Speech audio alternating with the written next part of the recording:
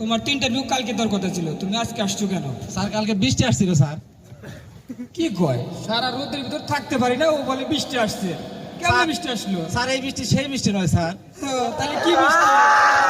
এই বৃষ্টি আমার মামা তখন বৃষ্টি স্যার।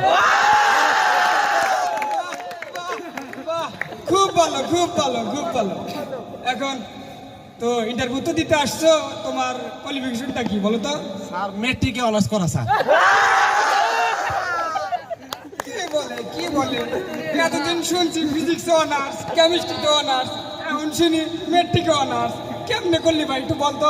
স্যার প্রথম বর্ষ পরীক্ষা দিয়েছি স্যার, ওইটাতে ফেল করেছি স্যার। ফেল, স্যার দ্বিতীয়বার পরীক্ষা দিয়েছি, ওইটাতেও ফেল করেছি স্যার। ফেল। স্যার তৃতীয়বার যখন পরীক্ষা দিয়েছি স্যার, ওইটাতেও ফেল করেছি স্যার। আচ্ছা, ফেল। স্যার চতুর্থবার এক্সারসাইজে আসার আগে স্যার পরীক্ষা দিয়ে আসছি স্যার।